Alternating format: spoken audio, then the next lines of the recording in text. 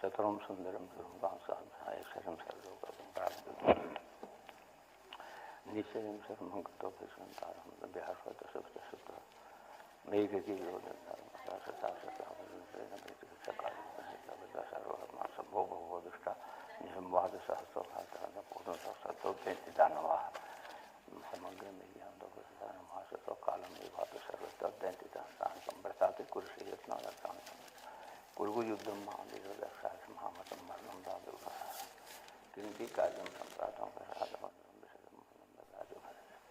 तामहम किरणानम प्रसाद व्यासवाच तेतम परितो प्रसाद चाचन्नमंडो शापि शंकर पुरस्तान प्रसाद मुनि सुगंधर्वा सिद्धा सद्वा किन्नर युद्धम परस्परम जातम चंडिकाया तत्तेजम गान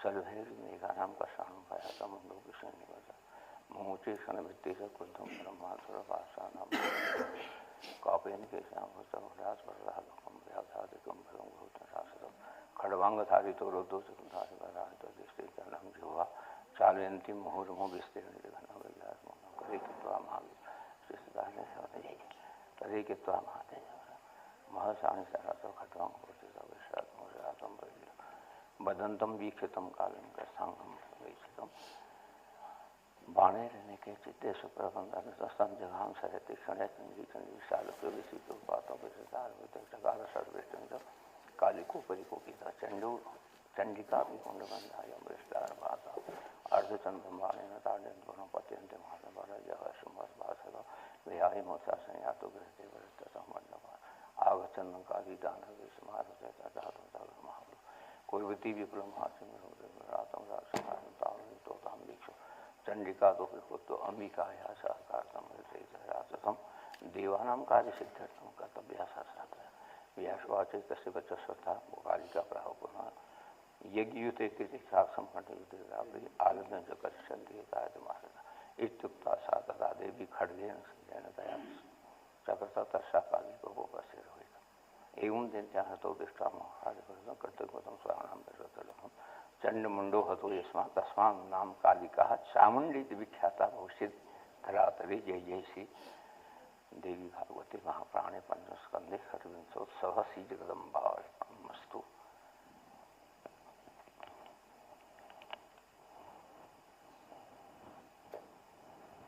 हरि ओम विश्वं दर्पण दृश्यमान नगरी तुल्यं निजान्तर्गतं पश्यन्नात्मनिमाया बहिर्वोद्भूतं यथा निद्रया यह साक्षात् कुरुते प्रबोध समये स्वात्मानमेवाद्वयं तस्मै श्री गुरुमूर्ते नमः श्री दक्षिणामूर्ते विश्वसर्ग विसर्गादि नवलक्षण लक्षितं श्री कृष्णाख्य परम धाम नमाम्यहं वागीशा यस्य वदने लक्ष्मीर्ति यस्य वक्षसि यस्यास्ते हृदि संवित्तं नृसिंहम् अहं भजे हे भद्रकाली बगले कमले च तारे धूमावती त्रिपुरसुंदरी छन्नमस्ते मातंगी षोडशी महाभुवनेश्वरीति देवीर्नमामि शिरसा परमार्थदात्रीं देवीर्नमामि शिरसा परमार्थदात्रीं या मायामतु कैटप्रमथिनीं या माहेशोन्मूलिनीं या धूम्रेक्षणचण्डमुण्डदलिनी या रक्तबीजासनी शक्ति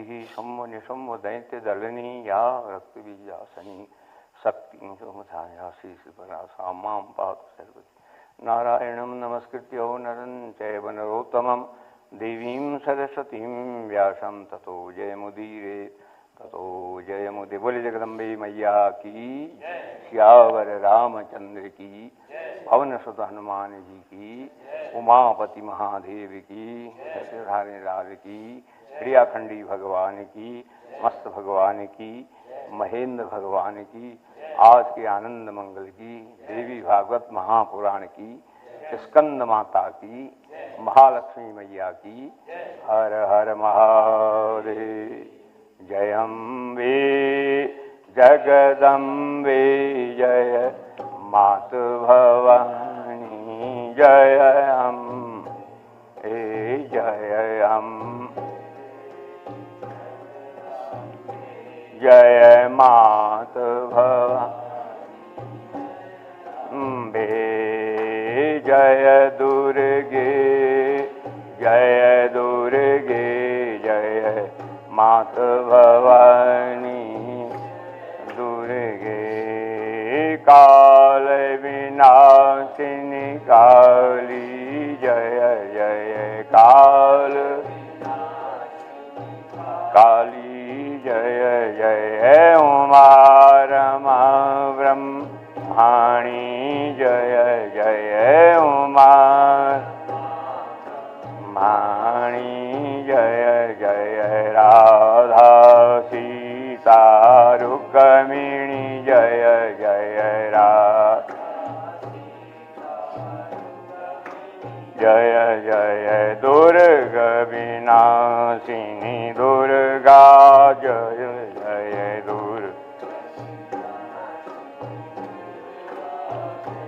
जय श्री राम जय राम जय जय राम श्री राम जय जय राम बोलो जय जय विघ्न हरण हनुमान बोलो जय जय हरण हनुमान देवी पूजी पद कमल तुम्हारे देवी कमल तुम्हारे ठुर नर मुनि सब हो ही सुखारे ठुर नर हो ही सुखारे श्री राम जय जय राम श्री राम जय जय राम जय जय विघ्न हरण हनुमान बोलो जय जय विघ्न अम्बा अम्बा जय जगदम्बा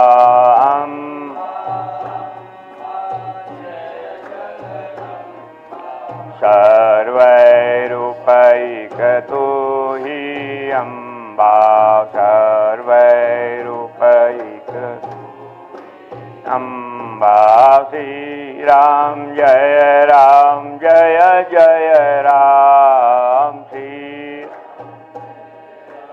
जय जय राम बोलो जय जय विघ्न हरण हनुमान बोलो जय जय हरण हनुमान वंदौ गुरुपद पद्म परागावन गुरुपद गा सुरुचि सुवास सरस अनुरागा सुरुचि सु सरस अनुरागा श्री राम जय जय राम श्री राम जय जय राम बोलो जय जय विघ्न हरण हनुमान बोलो जय जय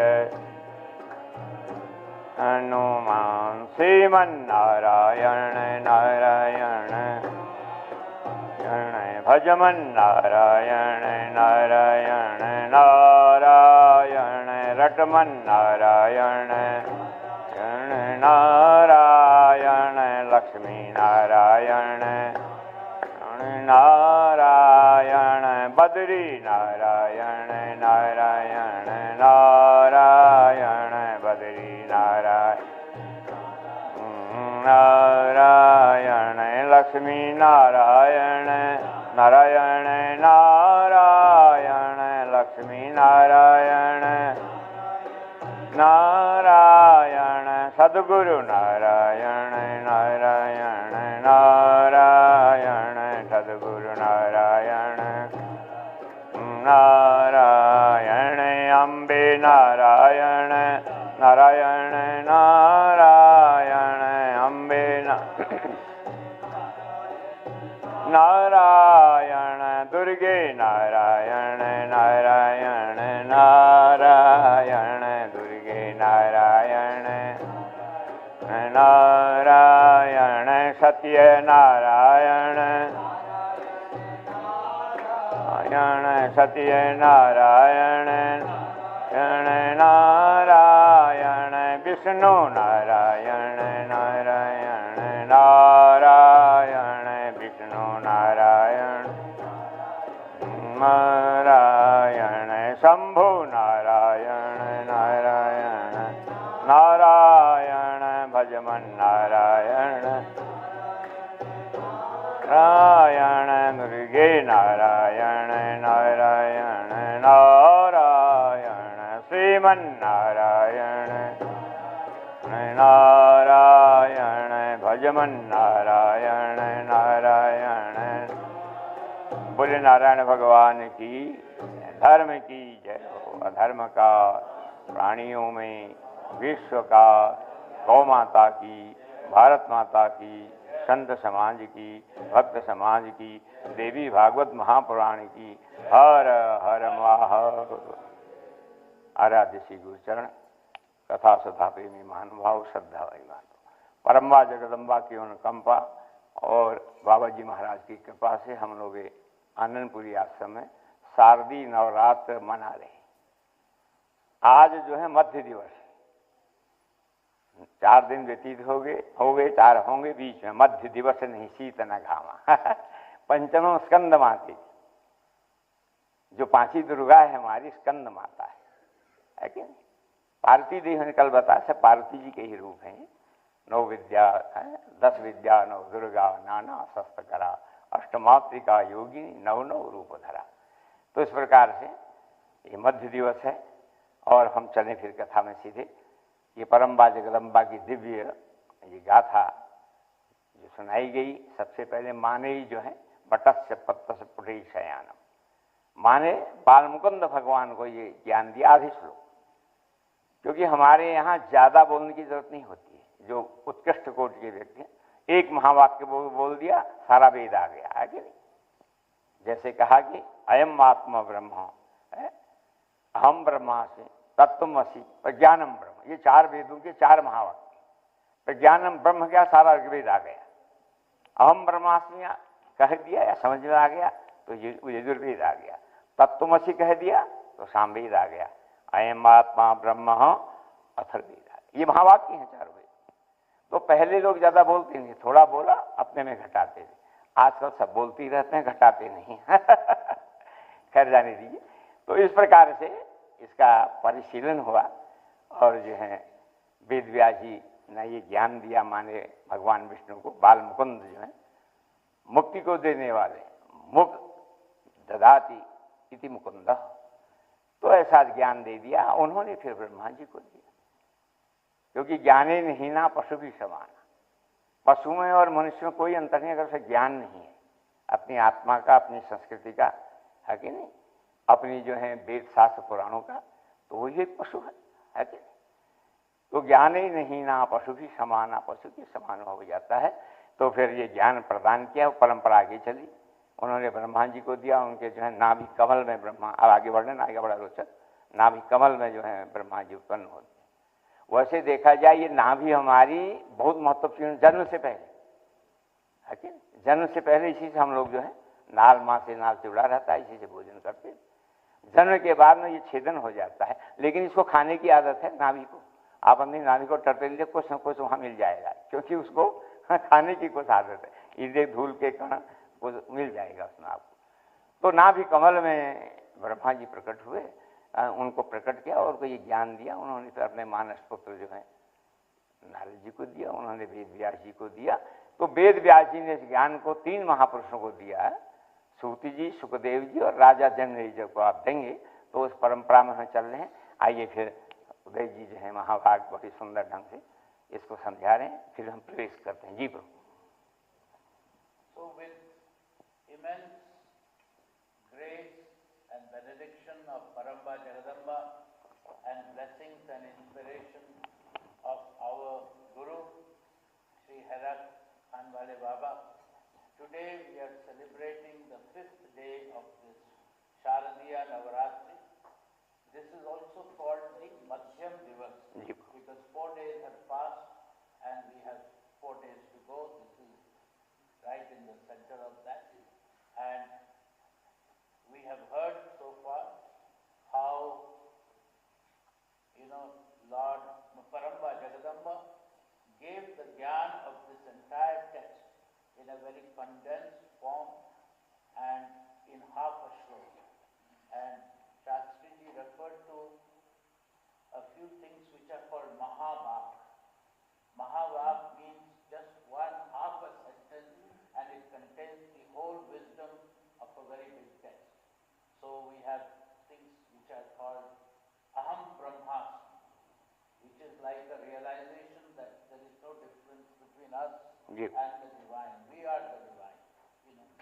So similarly we have Sattvamasi, etc. Just half sentence, but it contains the entire. If you concentrate, if you meditate for a very long time, you will realize all that there is to know in the spiritual world just from that half a sentence. So, Mother gave the knowledge of this to Vishnu Bhagwan in half a shloka. And Vishnu Bhagwan then gave this knowledge to Brahmaji, who was born from his navel. And then Brahmaji gave it to his Manas Putra, Naradji, and then Naradji gave it to Vedavyas, and Vedavyas then, Vyas means Vyapak, Vyas means Raj. Vedavyas actually prepared this text for people like us, who were born in Kali Yuga, whose intellect was not so sharp, so he had to elaborate. So he created this magnum opus of 18,000 shlokas, etc., etc. We have heard this, and then we heard that how then Vedavyas had shared the wisdom of this text with his dear disciple Sutji, and then with his Avadhut son Sukdevji, and now we have entered the narrative where he is giving this text to Raja Janmati. तो कल हम प्रसंग में आ रहे थे कि राजा को श्राप लग गया था 7 दिन में मरने का, तो वो बचने का प्रयास किया उसने, परकोठे बना दिए, उसमें शीशा बिछा दिया ताकि सांप आए। हम कितना भी प्रयास करें काल से बच नहीं सकते। काल सर्वत्र है, गुरु सर्वत्र है, भगवान सर्वत्र है, और हमारा जो नियम है वो भी सर्वत्र है। कहीं जाओ काल पीछे, भगवान गुरु भगवान सब जगह है, भगवान सब, ऐसी कोई जगह नहीं है जहां प्रभु नहीं है। प्रभु व्यापक है, प्रभु व्यापक सर्वत्र समाना, वही कहते सर्वत्र समाना, मैं कछुअधम जाय नहीं जाना। श्री राम जय राम जय जय राम, श्री राम जय राम जय जय राम, जय विघ्न हरण हनुमान, बोलो जय जय विघ्न हरण हनुमान। बोले जगदम्बे मैया की जय। तो उसको जो है श्राप लग गया है, उसने बचने का प्रयास किया, करवोटी बना दी और संतरी खड़े कर दिए, कोई मिलने ना आए। और फिर जब 6 दिवस व्यतीत हो गए, और 7वें दिन तक साधु ब्राह्मण भी नहीं आए, ऐसा नियम बना दिया। अब यहाँ ये इसने जो है कश्यप ब्राह्मण को विदा कर दिया था तक्षक ने, और नागों के साथ में बाबा जी के वेश में चला गया। और 7वें दिवस में राजा जनमेजय यहाँ बैठे हुए हैं, वहाँ क्या परीक्षित जहाँ बैठे हुए। तो उन्होंने कहा भाई हम साधु फल लेके आए हैं, महाराज को प्रसाद देना चाहता हूँ। ना ना, आज तो कोई उनसे मिलेगा नहीं, साधु हो कि ब्राह्मण हो, आज उनकी सख्त आज्ञा कोई न मिले। आज का दिन व्यतीत हो जाएगा फिर तो मिलना ही है। तो उसने देखा कोई बात नहीं, ये फल तो दे दो। एक हाँ फल, उसमें सूक्ष्म रूप में चला गया तक्षक। उसने कहा भाई ये फल दे दोगे? बोले हाँ दे देंगे। अंदर जाकर के फल दे दिया। उनका महाराज साधुओं की बड़ी भारी टोली है, उनमें एक महामंडलेश्वर है, महंत है, उन्होंने ये प्रसाद आप, हमने कहा आज तो किसी से नहीं मिलेंगे, तो उन्होंने ये प्रसाद दिया है आपको, और रख दो। जिसकी मृत्यु खड़ी है उसका खाना क्या अच्छा लगेगा, रख दो भाई, आज का दिन व्यतीत हो जाए। धीरे धीरे धीरे सूर्य भगवान अस्ताचल की ओर, ऐसे ही समय हो गया होगा और दिन भर कुछ खाया पिया नहीं, बड़ी भूख लगी है। तो उसने सोचा अब तो दिन व्यतीत ही हो रहा है, सूर्य भगवान अस्ताचल जा रहे हैं, क्यों नहीं इस फल को खा लो। उसने जो है फल को अमनिया, साधु कहते हैं, काटना नहीं बोलते साधु समान, अमनिया किया सेव को, जो उसके अंदर फपकार मारते है कि नहीं, तक्षक निकला और समाप्त कर दिया। बोली जगदम्बे मैया की। अब हाहाकार मची। राजा का हाथ व्यतीत होने वाला था कल से, तो फिर सबसे मिलते, तो फिर उनका बेटा जन्मेजय जो है, उनकी चिता, चंदन की चिता बनाई जाती है, सब लोग आते हैं कि नहीं, और फिर उसका अंतिम संस्कार करके दशगात्र विधान हमारे यहाँ जो होता पूरा करके फिर सुंदर मुहूर्त निकाल के जन्मेजय को राजा बना दिया। अब जन्मेजय एक तो नवयुवक है कि नहीं, सारे अधिकार उसके पास में है कि नहीं, और विवेक नहीं है इसके नहीं। सारे अधिकार हो, नई अवस्था हो, विवेक न हो तो वो अनर्थ का कारण हो जाती। तो वही सोचता है मेरे पिता जो हैं वो सर्प ने दंश किया, तो शास्त्रों में जिसको सर्प दंश करता है उसकी सदगति नहीं होती, ये लिखा है कि? तो वही सोच में था, उसी में उतंग ऋषि मिलने आ गए। राजन तुम थे सोच में क्यों हो? अरे महाराज होंगे क्यों नहीं, पिता का दंश कर दिया गया है कि नहीं, और अब मैं बैठा हूं यही सोच में। तो सोच क्यों करते हो, तुम सर्प यज्ञ करो, नाग यज्ञ करो, हमारा ये क्या होता है? बोले ऐसी यज्ञशाला बनाओ, समिधा बनाओ, पर घी चावल तिल मुने क्या नाम मेवे कुछ की जरूरत नहीं, सांप जो है सो डाली जाए नाग यज्ञ तुम्हारा कौन करेगा? क्यों मैं आचार्य हूं, क्योंकि इसकी पत्नी को भी डसा था ना सब, तो इनको बदला लेना था, तो राजा के माध्यम तो फिर सर्प यज्ञ शुरू जी।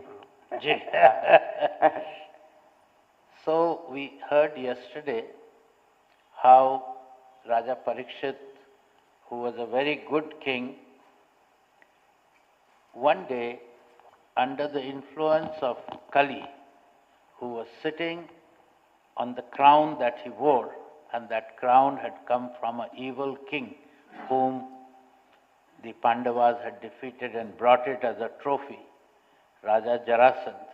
His crown was there, and he wore that crown, and Kali was residing in that crown. So when he went to the jungle to do a hunting, he insulted under the influence of that Kali, he insulted a rishi. And Rishi's young son gave a curse. Rishi was not, when he woke up from his deep meditation, he was not angry, because rishis don't get angry with such small things.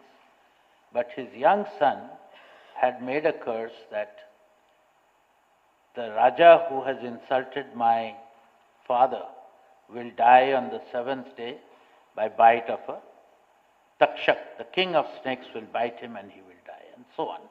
So the king had built an impregnable fortress with 7 inner chambers, and nobody was allowed to come in. He thought that if he is in the innermost chamber, then no snake or any other creature can come and harm him. But as Shastriji says, and as we know, Kal is that like a moment when the life comes to an end. So the Kal doesn't wait for anybody, and Kal has unrestricted passage everywhere, even inside the most impregnable fort. So the king is sitting inside, and he is allowed no entry of common people, etc., etc. And he is sitting there for these 7 days to be over. He thinks if 7 days are over, his curse will lapse. So 6 days have passed, and we have heard so quickly that Takshak is coming in a big group of saints. He is dressed like a saint, and on the way he meets Kashyap, who has this power to, with mantra, to revive somebody, and so on. So ultimately, Takshak reaches the king's court, and he informs the sentries that, saint has come. He's called like a head of a group of saints is called Mahamandaleshwar or Mandaleshwar. So the sentries say, no, today the king will not see anybody, not even saints, not even, rishis, nobody. Today is totally restricted.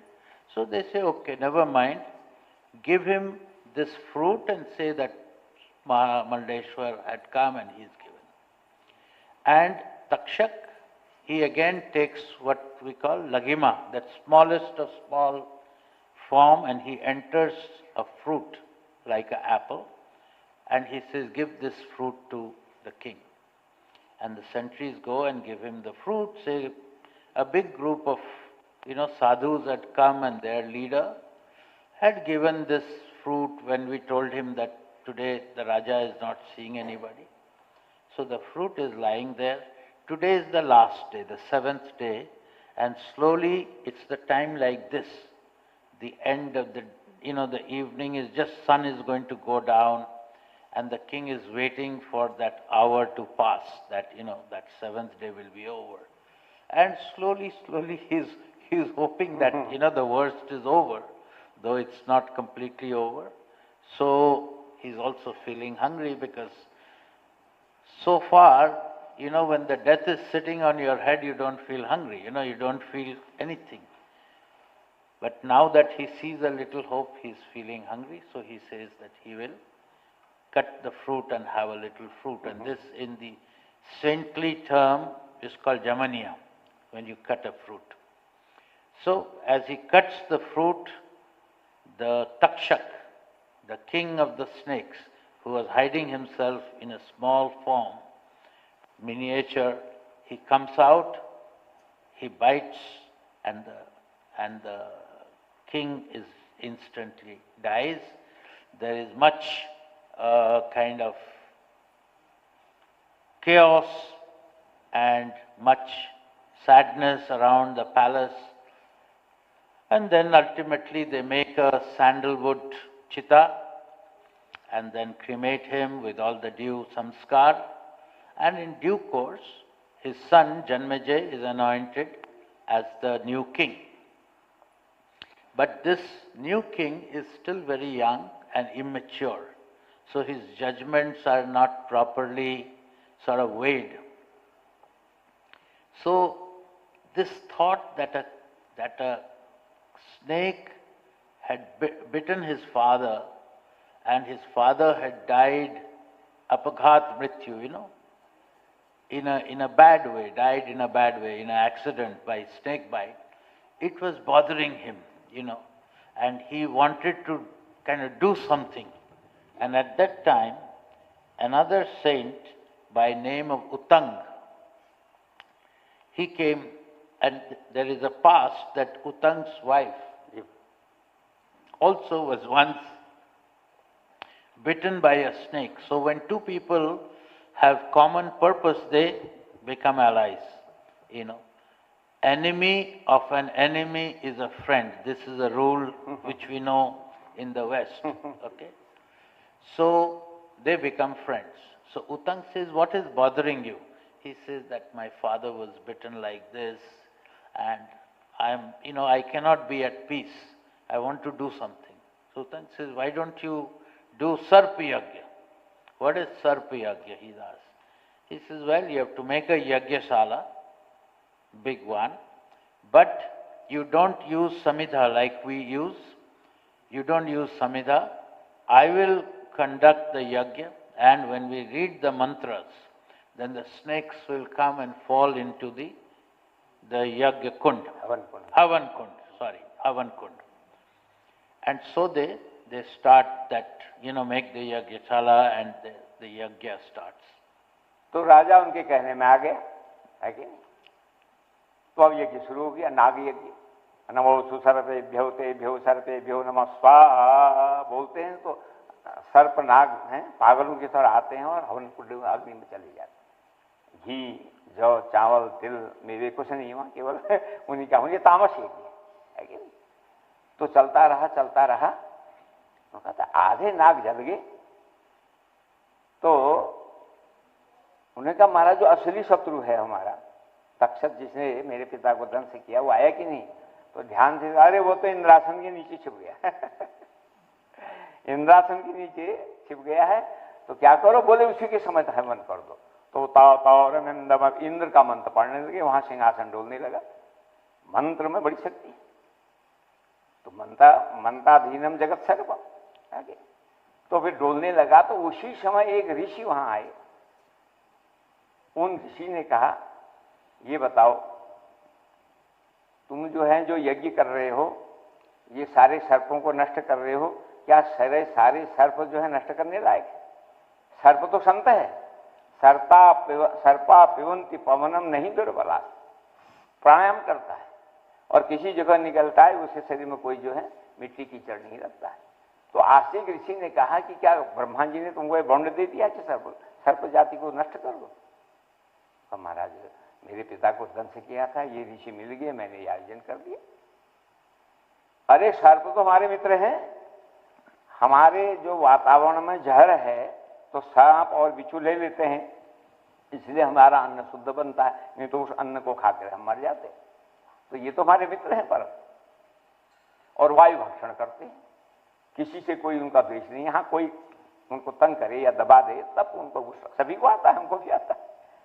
तो ये काम अच्छा नहीं करना चाहिए। तो क्या बंद कर दे? हाँ बंद कर दो। उसी में ब्याज जी भी आ गई, बोले सच्चिदानंद भगवान हाँ भाई आस्तिक ठीक कह रहे, हम किसी को क्यों कष्ट दें?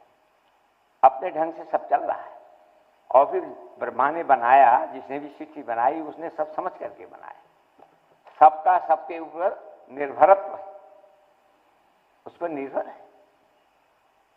तो उसी समय जो ऊपर से वो तड़प रहे थे तो यज्ञ जो है बंद कर दिया है, लेकिन उनका यज्ञ की पूर्णाहुति होनी चाहिए, यज्ञ की पूर्णाहुति होनी चाहिए। तुमने तो आधे में यज्ञ रोक दिया है, सर्प यज्ञ। तुम्हारा क्या करो? बोले तामस यज्ञ, जिससे किसी को जो है मारण प्रयोग हो जाए, मारा जाए, जलाया जाए, वो उससे जगत कल्याणी है। तुम सात्विक यज्ञ करो, है कि नहीं? राजस यज्ञ है, कुछ दिखावा होता है कि नहीं? बड़ा भंडारा हुआ है। और सात्विक यज्ञ में तो रामकृष्ण परम कहते हैं, सब लोग कहते हैं ये हम सो रहे हैं, ये भी सो रहा है, वो मशहरी के अंदर शिव शिव शिव शिव जप रहा है, किसी को पता नहीं। ये सात्विक यज्ञ, जपात सिद्धिर जपात सिद्धिर जपात सिद्धिर न संशय। और राजस में थोड़ा दिखाया जाता, मतलब दिखा होता है, हज भी हो रहा है, हवन भी हो रहा है, भंडारे भी हो रहे हैं, आ रहे हैं जा रहे हैं। और तामस में ये तो दूसरे के बुराई के लिए जो किया जाए उसमें ना अपना भला है ना उसका भला है। तुम्हारा रोग दोष तामस यज्ञ। तो क्या करो? तुम अम्बा यज्ञ करो, बोले जगदम्बे मैया की। फिर यहाँ से व्यास जी का संवाद शुरू होता है जनवरी जी। So as we said, Uttang Rishi had come and given advice that if you want to avenge your father's death by snake bite, then do a Sarpa Yajna. So they make a place to do Sarpa Yajna and the Yajna starts, and you only use mantras and you don't use the Samhita, etc. And this is also a form of Yajna which is called Tamas Yajna. So whenever you do a Yajna to harm somebody, there is something called Maranochat, Yajna, etc. So if you want to kill somebody, if you want to harm somebody, then that's a Tamas Yajna. Then also there is Rajas Yajna. Rajas Yajna is an opulent Yajna, which Rajas means, somebody very well-to-do, etc. want to do. It's a good Yajna, but there is an element of opulence there. You do this thing, great decoration, lots of people coming and going, big feast and bhandara, give gift to all the rishis, munis who come, like that. That's a Rajas Yajna. And then there is the best form of Yajna is, Sattvic Yajna, which is for Jagat Kalyan. Jagat Kalyan Hetu. I would like to think that the Yajna that we do in our ashram is a Sattvic Yajna. So, they are doing this Sarpa Yajna to kill all the snakes, eliminate, exterminate all the snakes, to take revenge. And snakes are falling into the pit, and they're dying. So after some time, this king is asking Utang that I haven't seen Takshak yet. Where is Takshak? So Takshak, concentrates. Oh, he is hiding under the seat of Indra, Lord Indra in heaven. His side, he is kind of under thing and holding on to the seat so that he will not be pulled by the mantra. So he says, so Raja says that, can you read a mantra by which the seat and all of them fall? So he starts doing a mantra like that. And as we had said yesterday also, that mantra has great power. How you use it is up to you, but once you do mantra, Siddh Indra's seat, is sort of rocking. And as that is happening, another Rishi, Astik Rishi, he comes and he is asking King Janmejay that, what are you doing? So he says, I am taking revenge for my father's death. So Astik says, look, snakes are not evil. Why are you trying to exterminate? Snakes are like saints. Snakes live, as we all know, a lot of the snakes live on Pivanti Vayu. Means they live on air. They also have a quality that they take away the venom from the earth. Snakes draw out the venom inside and they make the earth, the food, etc. that we consume, vegetables which they serve each other, some purpose. So we cannot break that cycle. So he advises, Astik advises that stop this yajna. And so they stop the yajna. And right at that time, Vyasji also appears. And the thing was, they stopped the yajna in the middle. But as per tradition, you cannot stop the yajna in the middle. You cannot have 5-day yajna of a 9-day ceremony. You have to have the Purnahuti on the 9th day. Otherwise the yajna is not complete. Even if you do 8 days and for some reason the 9th day cannot happen, for whatever reason, that yajna is incomplete. So you have to complete. So they say, how do we complete the yajna? So Vyasji says that do Paramba Jagadamba yajna. उसमें एक प्रश्न और पूछा उनका, महाराज ये आस्तिक कौन टपक पड़ा बीच में, जिसने कहा रोक दिया ये? उनका ये नागों का भांजा है। अरे नागों का भांजा है? बोले हाँ। एक जरत्कार ऋषि थे जो काशी में पढ़ने गए तो 39 साल तक वेद पढ़ते रहे, 12 साल का कोर्स है। अब 39 साल की अवस्था भी घर आए हुआ, तो इतनी अवस्था तो बीती हुई, शादी करके क्या करें? ऐसे ही विचरण करते रहे। तो एक बार वो विचरण कर रहे थे, एक तालाब के किनारे विश्राम कर रहे थे, तो उसमें पेड़ थे बड़े बड़े बगल में, उनकी जड़ें नीचे घुसी हुई। तो वहां उन्होंने देखा कोई सूक्ष्म शरीर वाले लटके हुए और आपस में वार्ता कर रहे हैं। वो कह रहे भैया अब हमारे कुल में आगे कोई नहीं रहा। एक अभागा जरूरतकारु था, बड़ा वेद पढ़ा और उसने शादी नहीं किया। अब आगे को हमको, अभी गया ना स्वधा ये तिथि पक्ष गया है, हमको आगे जल देने वाला, तर्पण करने वाला, श्राद्ध करना कोई नहीं मिलेगा, इसलिए जब लटकना ही है तो अभी क्यों न लटक। ये शब्द उनके कान में गए जरत्कारु के। ओहो, मेरे पितरों को तो इतना दुख है और मैं सारा जो पढ़ाई में लगा दी, अब तो 60 वर्ष की अवस्था हो गई। तो उन्होंने कहा हाँ मैं विवाह तो करूंगा, पर उससे जिस लड़के का नाम जरत्कारु हुआ और विचरण करते करते करते नागलोक चले गए। तो नाग युग में इनकी बहन थी, उसका नाम जरत्कारु था। उसने कहा मैं किसी ऋषि से विवाह करूंगी। ऋषि मंत्र दृष्टा, ऋषि लोग मंत्र के दृष्टा होते। तो वहां जाकर के बात हुई क्या नाम है उनका, इसका नाम भी जरत्कारु, ऋषि का नाम भी जरत्कारु और नागों की बहन का नाम भी जरत्कारु। को महाराज इसका तो यही प्रण है, ऐसे नाम का कोई ऋषि मिलेगा तो विवाह करूंगा, अब आप विवाह कीजिए। तो नागलोक से इनका विवाह हो गया। फिर ही अपने आश्रम में आ गए। आश्रम में आने के बाद में जो ऋषियों की दिनचर्या है, स्वाध्याय है, जप है, तप है, सारा दिन उसमें निकल जाता, पता ही नहीं लगता है। जो भजन करता उसको मालूम है कि दिन समय कहाँ निकला है। कबहू की काल न व्यापहि तोई, कबहू की काल न व्यापहि तोई।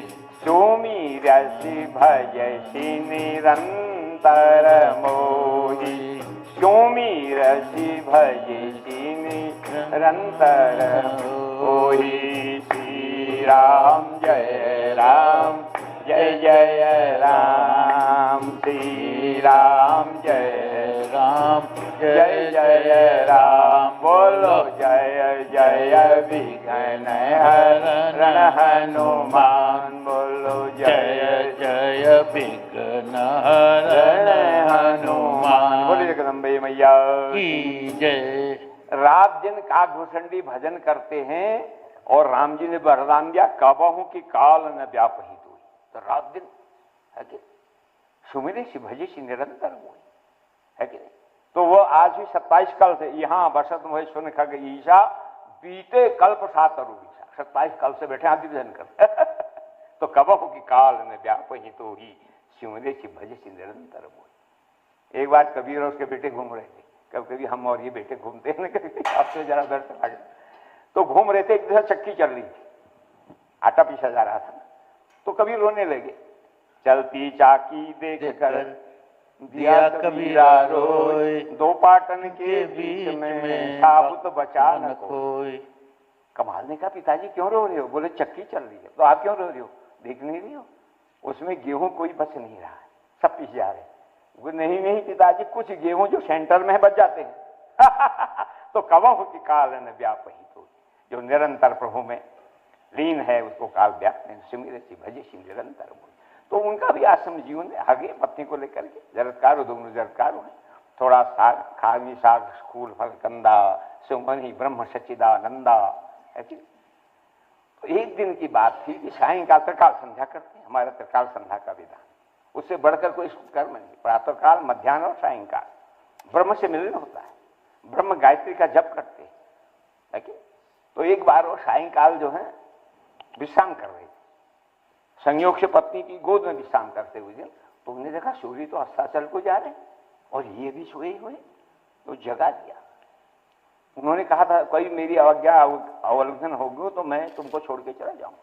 वो नहीं, इनकी संध्या का समय, भले मैं छूट जाऊं पर इनका धर्म न छूट। वो धर्म पत्नी है ना, कोई भोग पत्नी तो है। तो उन्होंने उस जगा दिया, प्रभु जगिए, सूर्य जो अस्ताचल को जा रहे हैं, आपके सायंकाल अर्घ्य देने का समय हो गया। ओ क्या सूर्य बिना मेरे अर्घ्य के अस्त हो सकते हैं? देखो इतनी ताकत है। तो अब तुमने जो है मेरे को जगा दिया है, मैंने कहा था मेरी आज्ञा कभी करोगी तो तुम्हारा परित्याग हो जाएगा, अब तुमको छोड़ने का। बोले ठीक है परित्याग हो गया, पर मेरे को कोई सहारा तो दीजिए। तो उनका आशीर्वाद इसलिए आशिक पैदा हो गए ये भैया इसलिए नागों के भांजे हैं और नागों को बचा दिया जी। ओके, हरि अनंत हरि कथा अनंता. So this is now a little story about Astik. Astik Rishi who came and stopped the Sarpa Yajna and helped the snakes to live, So Astik Rishi was actually related to the snakes. Now how was he related? So that's the long story, that there was somebody called Jagat Karu. And Jagat Karu was a kind of saint, scholar. He studied for so long that by the time he was finishing his studies, education, etc., he was already about 48, middle-aged.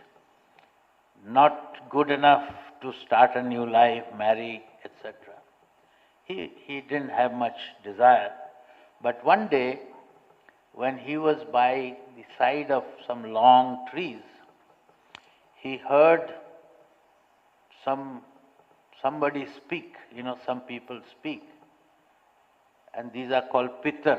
Pitar means your old parents, grandparents, etc. And this Navaratri, just before Navaratri, we have another period of celebration which is called Pitru Paksh.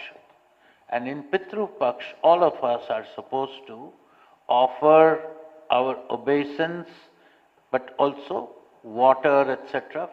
We do devotion of our parents, grandparents, great-grandparents, etc. So you need somebody in the family to carry on that.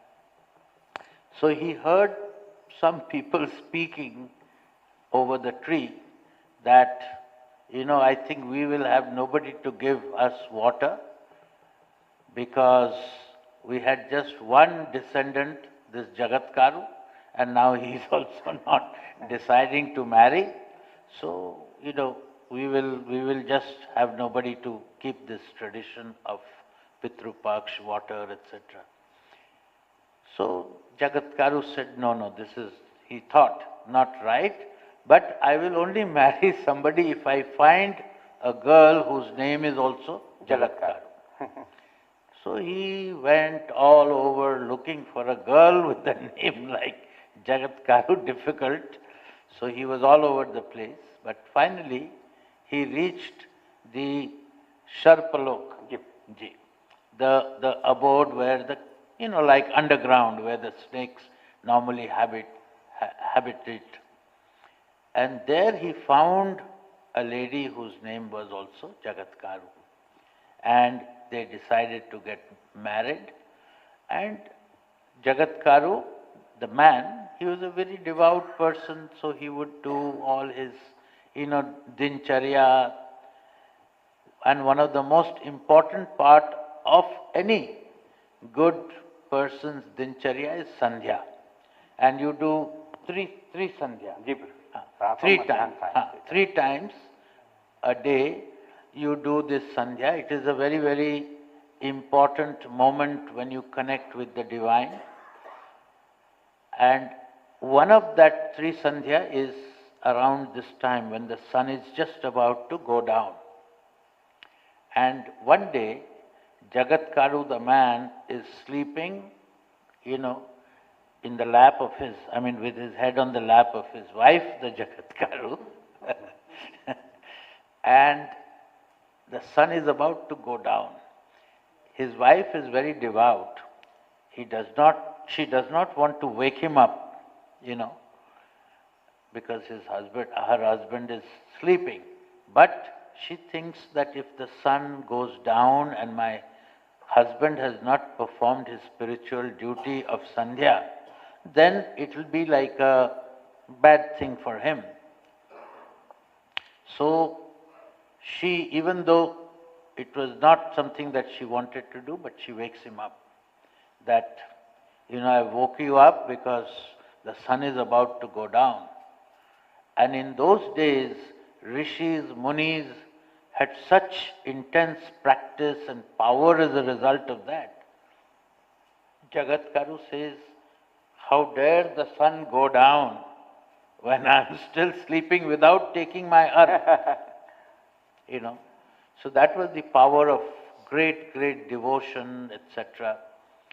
But anyway, he tells his wife that, look, although you have done, what you thought was right, but in waking me up from my sleep, you have actually crossed the limit. So I will go back to becoming a kind of saint. So his wife says, okay, I have done, I know I have done something wrong, but I have done it for your sake, not for my sake. So you are going, it's all right, it's acceptable to me, but at least give me a child with whom I can then spend the rest of my life looking after him. So Jagatkaru says, okay, he blesses her, and as a result of that, she has a child, and that child is Asti. And that is the rishi later who comes to save the snakes from extinction. So he is related to the snake dynasty, snake family. आज भी किसी को सर्प काटने दौड़े 3 बार बोल दिए आस्तिक आती आती कुछ नहीं काटेगा, क्योंकि उसकी परंपरा को सब उन्होंने बचाया हुआ है। फिर बोले महाराज आधे सर्प रह गए आधे जल गए, इसका भी कोई कारण है? हाँ, उनकी माता ने है उनको श्राप दे दिया है कि नहीं? दीति ने सर्प कद्रू ने श्राप दे दिया। उनका हमारा श्राप क्यों दिया? हुआ क्या कि एक बार उनकी 13 पत्नियां हैं कश्यप की, है कि नहीं, तो उनमें शर्त लगी कि सूर्य भगवान के घोड़े काले हैं कि सफेद हैं, वो तो शुभ्र हैं, लेकिन जो है कद्रू ने कहा नहीं काले हैं। अच्छा कल जब उदय होंगे तो तब देखेंगे। उन्हें नागों कहा रात में जाओ, लिपट जाओ घोड़ों के चारों ओर, मतलब ऐसा दिखे कि सूर्य नारायण का रथ जो है, घोड़े जहां सब काले। तो कुछ लोग तो जो है चले गए आते सर, कहा भाई वो तो शुभ्र है, सफेद को काला क्यों करना है? वो नहीं गए, और बाकी उन्होंने कहा उनका फिर मैं श्राप दे दूंगी, तो वो लोग चले गए। तो जो नहीं गए उनको उन्होंने श्राप दिया, तो उनको राजा जन्मेजय के नाग यज्ञ में जलना पड़ेगा। उन्होंने जो है लपेट दिया सूर्य भगवान को सुबह। प्रातः काल कद्रू विनीता जो है वहां गए, उनका देखो कैसे घोड़े हैं। अब वो काले थे, काले काले नाग लपेटे हुए हैं। वो कहा हाँ भाई काले ही है। तो उसमें था जो हार जाएगा वो दासी बनेगा। तो विनीता जो है दासी बन गई कद्रू की। क्या नाम था? कद्रू सर्प की माता। उसके बाद में क्या नाम? विनीता। विनीता। हाँ विनीता जो है गरुड़ की माँ जी। हाँ गरुड़ अरुण की माँ।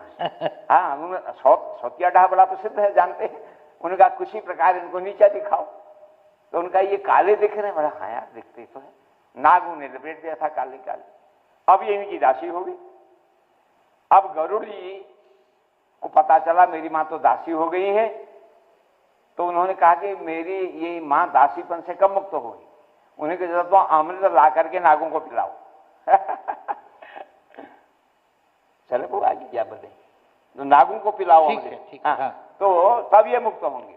तो गरुड़ जी आकाश से नहीं स्वर्ग से जो है इंद्र से लाओ घड़ा लाओ अमृत का, और ला करके वहां रख दिया कुशासन के ऊपर। तो उनका जल्दी नहाओ और ये अमृत को पी जाओ नागो, है कि नहीं। तो जो है जल्दी जो है वो नहाने चले गए, मतलब स्नान करने पीने लगे। तो उसी में घड़ा उठाकर जयंत ले गया। अब वहां अमृत तो पड़ा नहीं था, तो आकर के उस कुशासन को चाटने लगे। 2 जीभें हैं उसकी ना, नागों की 2 जीभें हैं। हाँ, और ये मुक्त हो गए, अपनी माँ को मुक्त कर लिया। तो उस समय जो है कद्रू ने जो श्राप दिया था, मेरी आज्ञा का पालन नहीं कर रहे हो, घोड़ों पर जो है इंद्र के जो 7 घोड़ों पर तुम आच्छादित नहीं कर रहे हो, तुम जाओ कि नाग यज्ञ में जल जाओ, इसलिए इनको श्राप के वजह इनको जलना पड़ा। आधे तो आधे बच गए। विचित्र कथा है। हाँ। ये विचित्र वीणा की तरह है। सहस्र धारा में बहती। जी बिल्कुल। So again, one story that why did the snakes have to face this, cruel death by fire of the yajna? Why did that happen? So there is a story behind that also. And in brief, at one time, Kadru was one of the हाँ उसी कश्यप की पत्नी है और नागू की माँ है। हाँ, one of the Garuda Arun की माँ है। जी। So one of the wives of Kashyap Rishi, Kadru, and her 2 other wives, they had a competition, or they had a bet. They said, what is the color of sun? So we know the color of sun is bright white, or whatever we call it. But she said, no, it's not that. When he wakes up, when he comes out, he's black. So they said, no, that's not true. So they had a bet. They said, we'll see tomorrow. So Kadru asked the snakes that you go, and when sun god comes out in his chariot, you cover it, the snakes cover it in a way that he will appear black. So some snakes refused to do that, and because of that, and some snakes went and they covered the chariot, so next day when it came out, it looked black. And because of that, Vinita, who was the mother of Garuda, and there is a Garud Puran also. So Garud is also a very well-known character from Ramchandra's time. He had saved Sita at one point and fought and died for her. So Garud was the son of Vinita. So Vinita had lost the bet that sun appeared black, so she had to become a dasi, means a maid servant. And they've said, how would she come out of that, being a maid servant? So they said, if your son Garud can bring nectar from heaven and give it to the snakes, your kind of mother will get released. So one, Garud did go to heaven, bring the nectar, and so long story short, the snakes had the nectar, and Vinita was released. But Kadru had cursed the other snakes who had not listened to her command that you go and cover the sun's chariot, so that it looks. So to them who had not listened to her order, she had cursed that all of you will die in a Sarp Yagya. And because of that, at one point, that curse had played out and some of the snakes had died. So that was the reason. ये भी दोनों सब आ गए. अब उन्होंने कहा, महाराज भगवान का ही सादेवी महामाये या भगवान. व्यास जी ने कहा, ठीक कह रहे हैं आस्तिक, तुम माता का यज्ञ करो, अम्बा यज्ञ. तुमने कहा, अम्बा कौन है? परम्बा जगदम्बा मातेश्वरी राधा राज कौन है? बोले ऐसा ही प्रश्न जो है एक बार नारद और ब्रह्मा जी के संवाद में हुआ है. उन्होंने कहा, महाराज जब हमको आज्ञा दी गई ब्रह्मा विष्णु महेश को सृष्टि रचना करना, पालन करना और संहार करना, तो हमने कहा आखिर हमको कौन न चाहता है, हम उसको जानते नहीं. तो एक बार पता लगा. तो नारद जी ने कहा, नारद से ब्रह्मा जी ने कहा, महाराज उन्होंने पूछा आखिर ये कौन परम शक्ति परम्बा जगदम्बा मातेश्वरी कौन है? भगवान काशीसा देवी महामाया जिनका नाम, महामाई के ये भगवान. तो उन्होंने बताया नारद जी को, एक बार हम तीनों देवताओं के मन में हुआ, आखिर हमको कौन चलाता है, हमारे ऊपर कौन शासन करता है कि नहीं? तो हम लोगों ने एक मन से चलने वाला विमान तैयार किया जो मन की गति से चले, और उसमें हम तीनों देव बैठ गए. अब वो विमान चला, चलते चलते चलते महाराज हमको जो है एक मणिद्वीप मिल गया. सुधा सिंधुर मध्य सुर विटप वाटी परिवृते शिवाकारी मंचे परम शिव पर्यंक निलयाम भजंती त्वाम धन्याम कतिचित चिदानंद लहरी. बोले जगदम्बे मैया की जय. ये आ गई जगदम्बा. वैसा बहुत अच्छा. तो वो चलता गया, विमान चलता गया, अभियान चलता गया. तो बहुत आगे जाने पर उन्हें मणिद्वीप मिला जो चारों ओर से समुद्र से घिरा हुआ है. सुधा सिंधुर मध्य सूर्य विटप, और वहां कल्प वृक्ष है. कल्प वृक्ष उसे कहते हैं जिसके पेड़ के नीचे बैठ कर जो कल्पना करो उपस्थित हो जाए, उसे कल्प वृक्ष कहते हैं. एक बार एक जंगल में एक कल्प वृक्ष था, लोगों को पता नहीं था. तो थका माता राहगीर आया और वहां उसके पेड़ के नीचे बैठ गया. उसको प्यासा था. उसने कहा इस समय कोई बढ़िया सुंदर जल मिल जाता. तो देखा, आदमी नहीं देखा, लेकिन जल का लोटा पात्र आ गया. उन्हें जल पिया. उसके बाद भूख भी लगी थी, क्या पता भूख भी, कोई थाली में भोजन लिया तो एकाएक व्यक्ति नहीं दिखा, एकाएक थाली सजा करके खीर पूड़ी हलवा माल सब जो है उसने भोजन किया. अब भोजन के बाद सुस्ती आती, नींद आने लगी, है कि नहीं? भाई यहाँ तो उबड़ खाबड़ है, कोई शैया मिल जाए, सेज मिल जाए, बिस्तरा मिल जाए. तो देखा कोई बिस्तरा भी था यार, तो बिस्तरे में लेट गया. अब सोचने लगा मैं जंगल का मामला है, मैं इसमें लेट गया हूँ, सो गया हूँ, कहीं से बाघ आ गया मेरे को खा देगा, तो बाघ आके खाने लग गया. बोले सच्चिदानंद. तो कल्प वृक्ष के नीचे शुभ संवादी किया जाता है. तो कल्प वृक्ष मिल गया तो उसके नीचे अशुभ संकेत नहीं मिलता है. हमको गुरु कल्प वृक्ष मिल गई है कि नहीं? परम दयामय हृदय तुम्हारो, परम दयामय हृदय तुम्हारो, शरणागत को शीघ्र उबारो, शरणागत को शीघ्र उबारो. श्री हरिया खंडी हरिया खंडी हरिया खंडी बोल, ईश्वर कथचित आनंद बोल।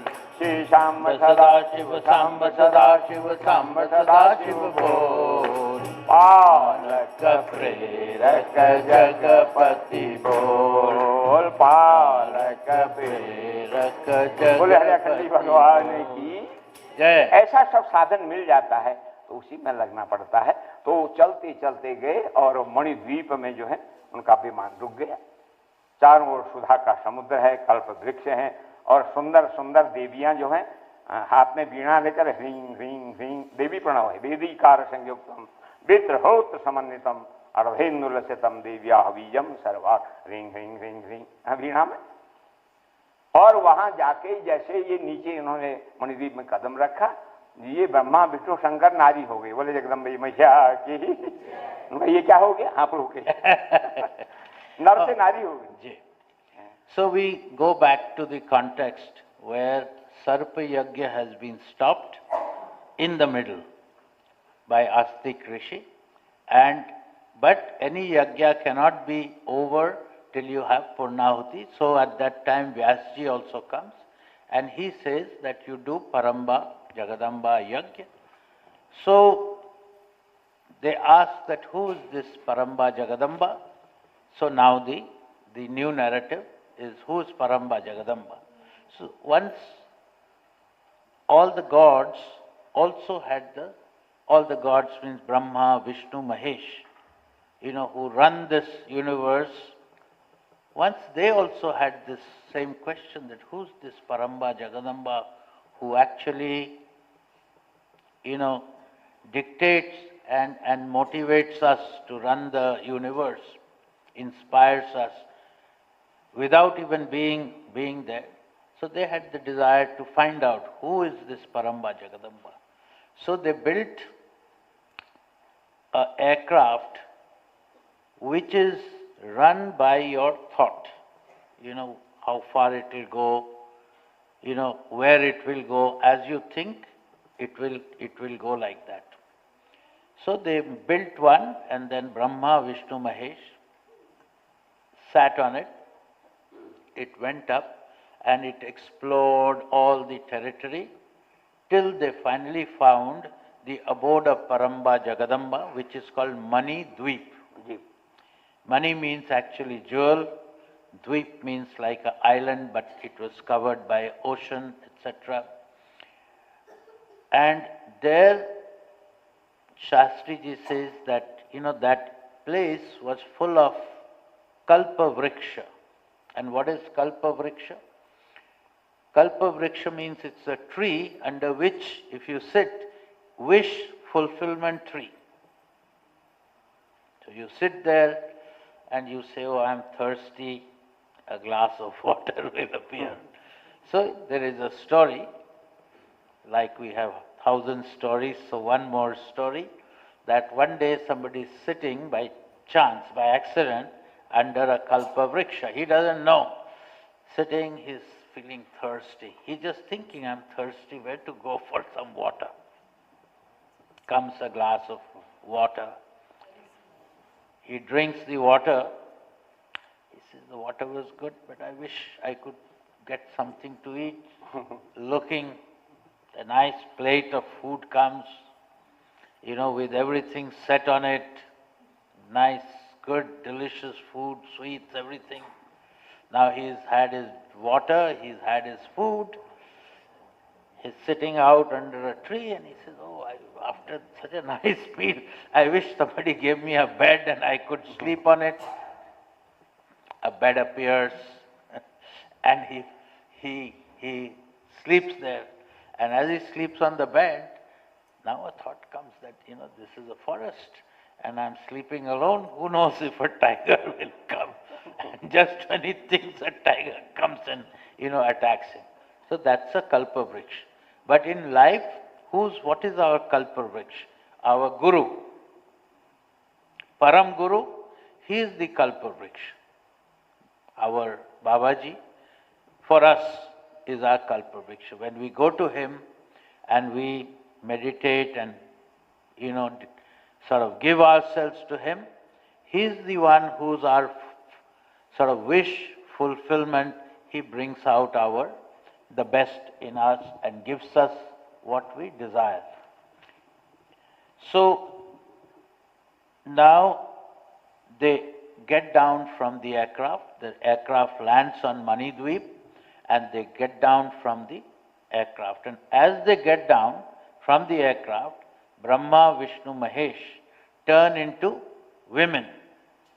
From men, they turn into women, and there are beautiful ladies there who are singing the Pranav mantra, Devi Pranav, ring, ring, ring, ring. Even the birds and everything, their sound is all ring, ring, ring, ring, and beautiful women there. So they are surprised, that they are transformed into women. So they say that in the Devi's lok, no man in the male form can come. So you are transformed into a woman, but when you go back, you will be transformed back. तो उन्होंने पूछा भाई आखिर क्या बात है, हम नर से जो है नारी हो गए? उनका ये देवी लोक है, मणिद्वीप है, यहाँ किसी पुरुष शरीर से प्रवेश नहीं। यहाँ का नियम है, जो यहाँ कदम रखेगा वो नर से नारी हो जाएगा, कि पुरुष से स्त्री हो जाएगा। तो यहाँ के अधिष्ठात्री कौन है? वो मणिद्वीप निवासिनी है कि नहीं? परम्बा जगदम्बा मातेश्वरी राजराजेश्वरी त्रिपुर सुंदरी कहाँ रहती हैं? बोले 7वां जो कक्ष है उसमें जो सुंदर पलंग है, जिसमें ब्रह्मा विष्णु इंद्र रुद्र उसके पाए बने हुए हैं और सदाशिव लेटे हुए हैं, उनकी नाभ भी कमल में परम्बा जगदम्बा मातेश्वरी राजराजेश्वरी भगवती त्रिपुर सुंदरी विराजमान है कि नहीं? तो हम क्या दर्शन करें? हाँ, जब यहाँ आए हैं तो दर्शन कीजिए, मंदिर में आए हैं तो दर्शन कीजिए, भले कुछ देर के लिए पट बंद हो, पट खोलने का इंतजार कीजिए। मम दर्शन फल परम अनुपा, मम दर्शन फल परम अनुपा, ईवै पावनि सहज स्वरूपा, ईवै पावनि सहज स्वरूपा। श्री राम जय राम, जय जय राम, श्री राम जय राम, जय जय राम। बोलो जय जय विघ्न हरन हनुमान, बोलो जय जय विघ्न हरन हनुमान। बोले जगदम्बे मैया की, मणिद्वीप से निवासिनी की। तो ब्रह्मा विष्णु शंकर तीनों गए, आओ दिव्य दर्शन निहाल हो। पहले से वाणी नहीं निकलती, गदगद गला रुधिर हो गया। फिर दिव्य दर्शन करके बड़े प्रणाम किया, जय जय शंकरी जगद भयंकरी, जय जय शंकरी जगद भयंकरी, विधि मुख किंकरी वेदनुते, दुष्ट भयंकरी शीत शुभंकरी, दुष्ट भयंकरी शीत शुभंकरी, सकल वशंकरी पाई चुरान, जय जय शंकरी। बोले जगदम्बे मैया, अपनी लंबी स्तुति। अंत में मातेश्वरी प्रसन्न होगी, तुम क्या चाहती हो जो दो, क्योंकि हमारा कल्याण किसमें हम नहीं जानते। तो तुमको मैं नवाण मंत्र देता हूँ, जिसमें 9 अक्षर है, ऐं ह्रीं क्लीं चामुंडाई विच। इसमें ओम लगाने की जरूरत, क्योंकि हींग देवी प्रणव। बाकी सब मंत्र में आप ओम लगाइए। मंत्राणाम प्रणव सेतु, योग शास्त्र में कहा है सारे मंत्रों का प्रणव जो है सेतु। जैसे नदी, अपार नदी हो, उसमें पुल बना दो तो एक पीला का भी पार हो जाएगी। अति अपार जय सरित बरो, झीन सेतु कराई, चढ़े पिपील कहूँ परम लघु बिनसम पार ही जाए। इसे सावर मंत्र में उनका कोई अर्थ नहीं निकलेगा, लेकिन ओम लगने से काम कर देते। सावर मंत्र जाल जही चले जा। भगवान शिव ने ओम इलिडिंग मिलिडिंग हिमालिडुंग स्वाहा, क्या अर्थ लगाओ, पर वो काम कर देगा। ये सावर मंत्र भगवान शिव ने जगत कल्याण के लिए, विशेषकर कलयुग के लोग ज्यादा पढ़े लिखे नहीं होते प्राय तो उनके लिए सावर मंत्र जान लीजिए, है कि नहीं। तो फिर महाराज बड़ा उनको नवाण मंत्र का उपदेश दिया, निरंतर इसका जप करो। और फिर एक एक शक्ति दी, अपने बहुत देवियां थी वहां, एक ब्राह्मी शक्ति उठाया, ब्रह्मा जी को दे दिया, लो इसके साथ तुम सृष्टि कार्य करो। और फिर एक शैवी वैष्णवी शक्ति थी, उस शक्ति को विष्णु को दिया, इसके तुम पालन। और फिर शैवी शक्ति थी, रौद्री शक्ति थी, वो शंकर भगवान को दी। इसके साथ तुम जो है संहार कार्य, क्योंकि तीनों काम जरूरी है, बीज बोने का भी काम, फसल को निराने गुड़ाने का काम, और धान पक गए तो उसको काटने का काम, तभी तो होगा ना। और अनुग्रह तिरोभाव भी गुरु करते।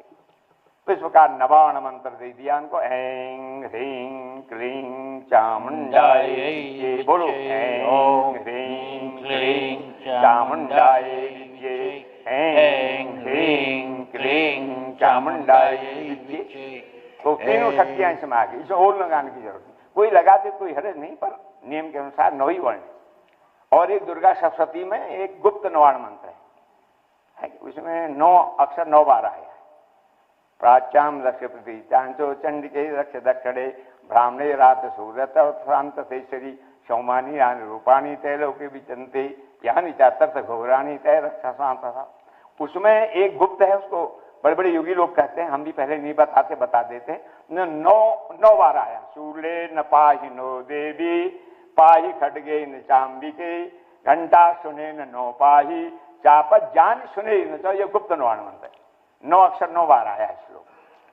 आप इसको भी जब कर सकते हैं उसको भी कर सकते हैं, करना। तो इस प्रकार से परम्बा जगदम्बा ने उनको एक शक्ति दी, मंत्र दिया, और फिर वहां से माँ के चरणों के परिक्रमा कर, 1 बार होती है देवी की, सूर्य की 7 बार होती है, विष्णु की 4 बार होती है, शंकर की 1.5 बार, सब विधान है, कर्मकांड है। और फिर उनको प्रणाम किया, एक परिक्रमा की, और परिक्रमा करके सीधे जो है आ गए, और फिर अपने विमान में बैठ गए। विमान में बैठते ही वो तो फिर पुरुष हो गए, और अपनी शक्ति के सामने अपने अपने लोगों को आगे बोले जगदम्बे मैया की। ये मणिद्वीप निवासिनी की कृपा जी। So when Brahma, Vishnu, Mahesh get down from the aircraft, as I said, they turned into women from their male form. And when they asked the ladies, beautiful ladies who were there, they said that nobody can come to Manidweep, mother's abode, in male form. Here only women can stay. But when you go back, you will get back your old form. So they said, we have come, who is the, so they said, this is the abode of Paramba Jagadamba. Can we meet her? Can we have her darshan? Yes, anybody who comes here can have her darshan. Where is she? She is in the 7th chamber. So they follow where Paramba Jagadamba was seated. She was in her, great, beautiful form. She had a seat which was made with Brahma, Vishnu, Mahesh. Param Shiv was lying and she was sitting, on top of that Param Shiv in his lying position and so on. So they went there, they paid their obeisance to Paramba Jagadamba, and Paramba Jagadamba was pleased, and she asked them that, what do you want? So says, we don't want anything, we just wanted your blessings.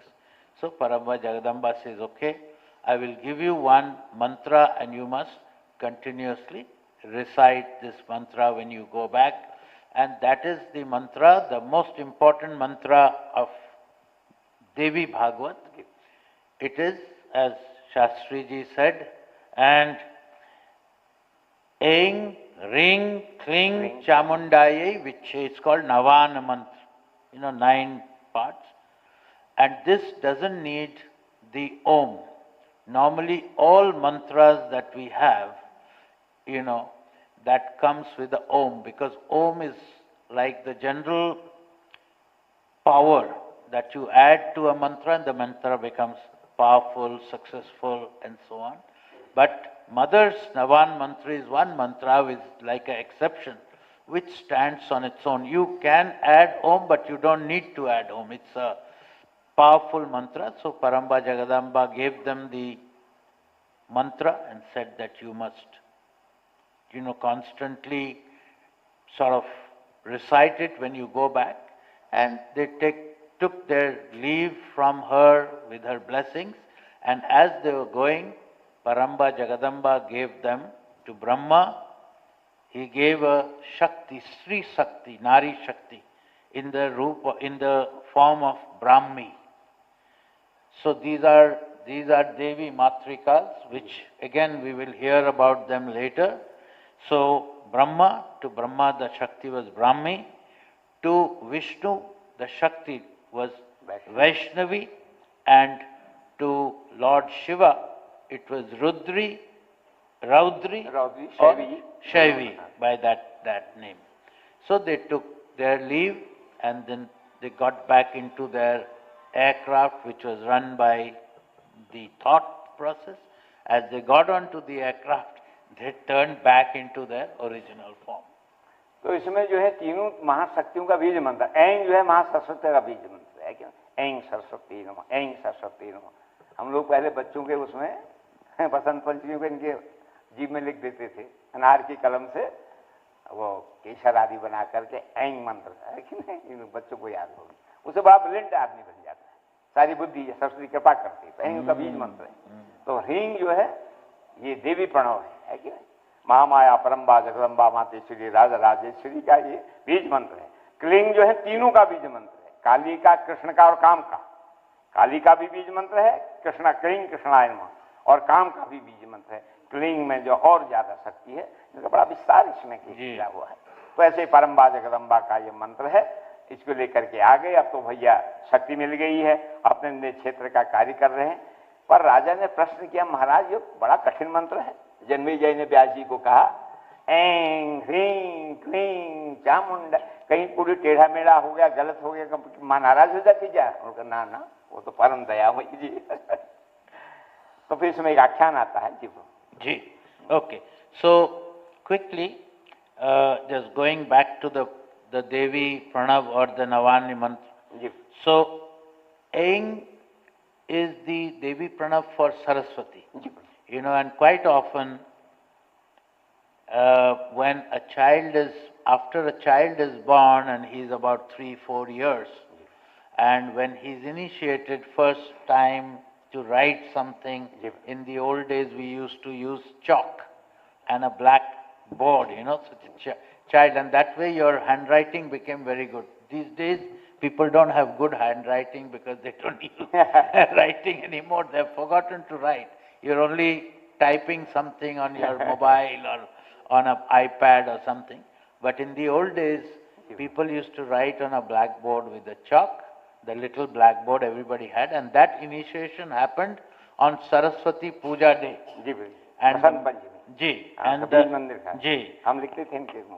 and the mantra which they were given was this Aing, Saraswati's Bij mantra, that also gave you, by practicing, a very good intellect, good memory. You can see how much he remembers the whole book, and many books like that, all in the memory.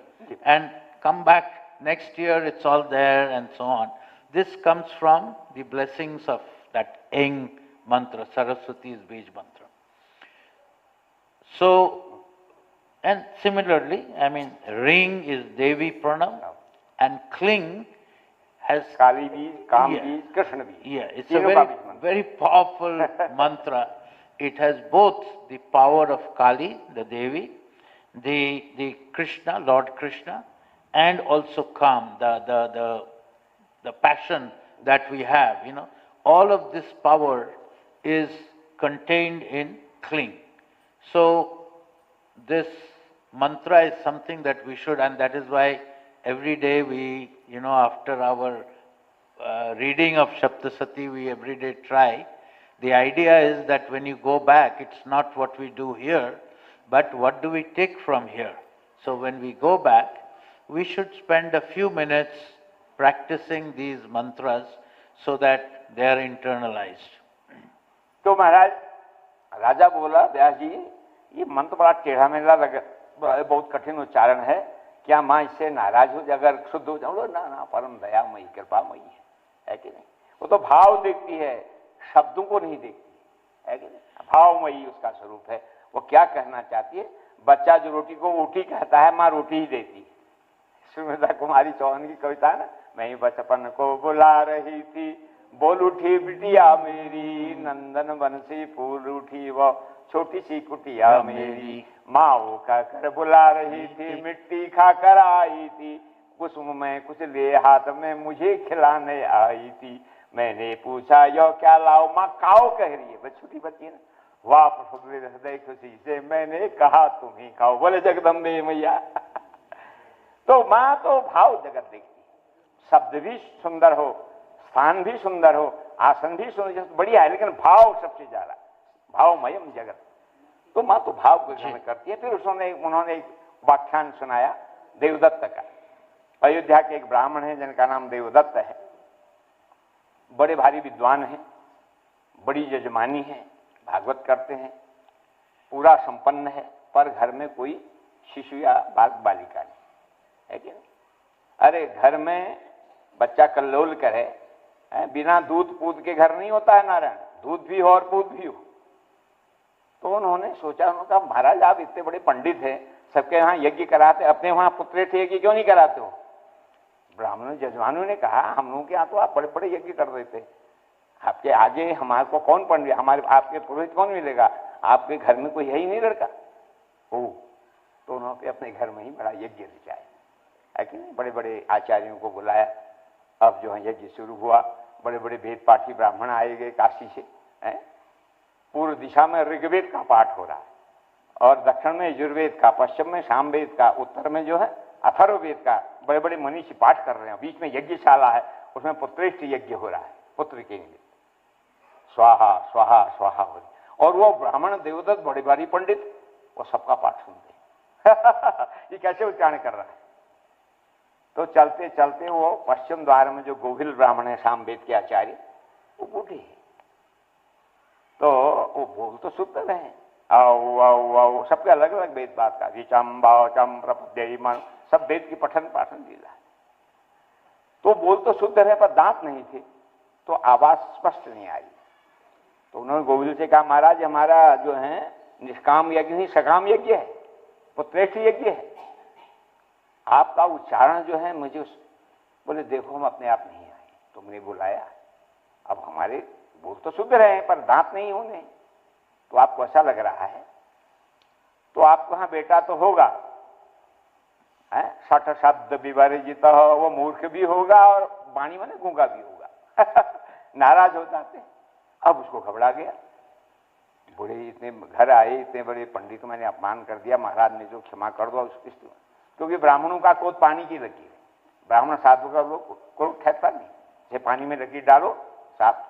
और जो राशि व्यक्ति उनका बालू की line है बालू में कूदते रहेगी, और जो तामसी लोग हैं उनका क्रोध क्या है, पत्थर की लकीर। बोले जगदम्बे भैया तो वो विनय करने लगा, दे महाराज गोविल से महाराज बड़ी गलती होगी, देखो तुमने बुलाया है, आह्वान किया है, वरण दिया है, और फलाहार कर रहे हैं, जप कर रहे हैं, अब ठीक है दांतों की कमी से नहीं हो रहा है, तो ये पुत्रेष्ठ यज्ञ तुम्हारा सकाम यज्ञ है, निष्काम यज्ञ में तो कोई बात नहीं, गलत भी हो जाए माफ, लेकिन सकाम ठीक ठीक होना चाहिए, स्थान ठीक होना चाहिए, मंत्र ठीक होने चाहिए, उपकरण ठीक होना चाहिए, तब वो सफल होगा। तो चरणों में गिर गया, अंत में उनका क्रोध तो उठाया। अच्छा मूर्खो भूतवा पश्चात विद्वान भविष्यति, मूर्ख होने पर भी बात हो जी आशीर्वाद दे So let me bring you back to the context. The Sarpa Yagya is over, and you know they have all gone to Paramba Jagadamba's abode. This Vyasji is telling Raja Janmejay that they have gone to Paramba Jagadamba's Manidweep, and they find out what Paramba Jagadamba is, and that Paramba Jagadamba has given to Brahma, Vishnu, Mahesh this Navan mantra. So then Raja Janmejay is asking Vyasji that this mantra seems too complicated for most of us. You know, I'm sure there are many people who must be having same thought that Aing, Ring, Kling, Chamundai, Viche, you know. So he's asking Vyasji that if somebody is not able to pronounce it exactly, correctly by Vedic, standards, will Paramba Jagadamba be unhappy, angry? So Vyasji says no. Paramba Jagadamba is like a mother, and when a little child is not able to say something, they speak in a child's this thing, and mother understands exactly what he's trying to say, like oti, mother knows it is roti. So so he says, no, Paramba Jagadamba is hungry for your bhav, for your devotion, for how you think and not how you pronounce. That is the technical part. So they give a story. This is the story of one great Brahmin, Devdutt. Now Devdutt is a scholar, and he also does, performs pujas and yagyas and all that for all his jajman, for all his people. And he has a great reputation, and because he's very well known, he's also got a lot of wealth and everything. But he has no children. So some of his jajman also tell him that, look, you are being our Kul Guru kind of thing, you do all the yagyas for us, help us to achieve things, but if you don't have any child, then after you, who will do this for our family, etc. When you do all these yagyas for other people to achieve what they want, these are all sakam yagya. You do this yagya to achieve something. If you are not able to kind of cross a certain goal that you have, you do a sakam yagya. If you want a child, you do sakam yagya. So they said that, why don't you do it for everybody, why don't you do one putreshti yagya? Putreshti yagya means doing a yagya just to get an offspring. And putreshti means a son, who will keep the family tradition and so on. So Devdutt now decides to do a putreshti yagya, so they make the yagyashala, and in putreshti yagya there are 4 corners, and in 4 corners there are scholars who only specialize in one Ved. So one will do only Rig Ved, one Samved, one Yajurved, etc. Four corners. And so all these arrangements, and because it's a Sakam Yagya, in Sakam Yagya all your niyam has to be followed very carefully.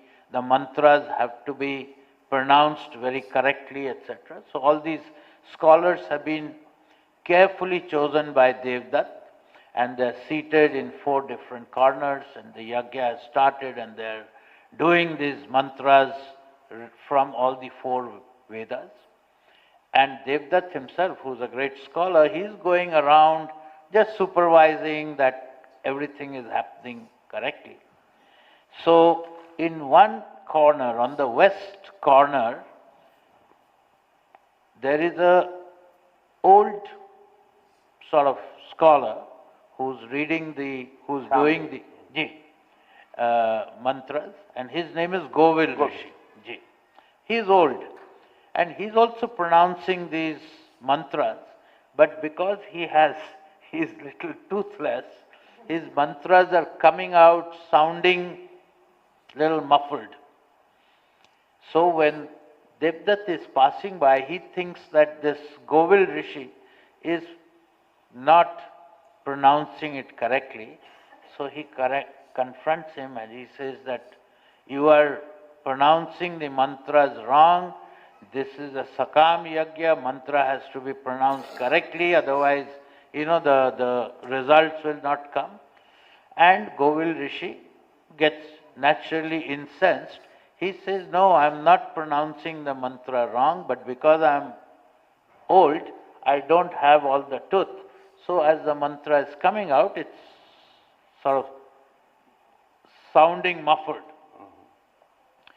And he said that I didn't come here by my own volition, by my own desire. You have invited me, brought me here, and now you have insulted me. So I will curse that you will have a son, but he will be both dumb and imbecile. You know, that means he'll not have a great intellect and so on, and he'll not even be able to speak.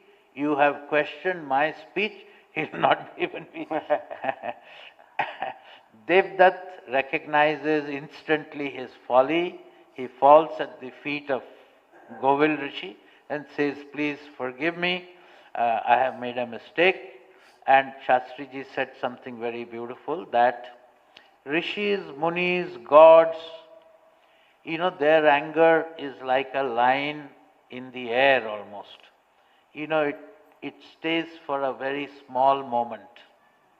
You know, people who are little bit less evolved, or people who are less evolved, their anger is like a line in the sand. It stays for longer, but over a period of time with breeze, water, it will go away. The anger of the people who are at the bottom of the evolutionary cycle, their anger is like a line in the stone. And many people say, you know, so we know stories from yore where the wars between two clans or two families go from one generation to another generation to another generation. And people say, your grandfather had killed my grandfather, so I'm taking the revenge. And it has happened. I mean, there are any number of stories everywhere, including in Europe, etc. Even people who migrated from Europe to US, you know, they brought their family disputes to US from Europe, you know. So those are the people who are at the bottom of the evolutionary this thing. But for rishis, munis, scholars, evolved people, it's just instant. So when Devdutt sort of begs for his forgiveness, Govil Rishi, you know, is changed his this thing. He said he will be born deaf and imbecile, but afterwards he'll become a great scholar.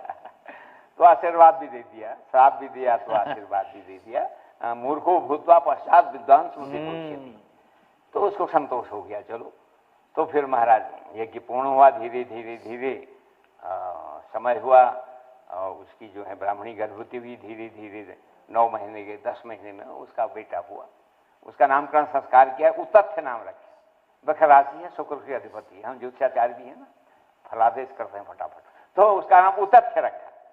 अब ब्राह्मणों को जो है 8 वर्ष में जनेऊ होती है, उसमें गायत्री मंत्र ओम भूर्भुवः स्वः तत्सवितुर्वरेण्यं भर्गो देवस्य दिया जाता है। और क्षत्रिय का कम से कम 11 साल में, वैश्य का 12 साल में हो जाना चाहिए।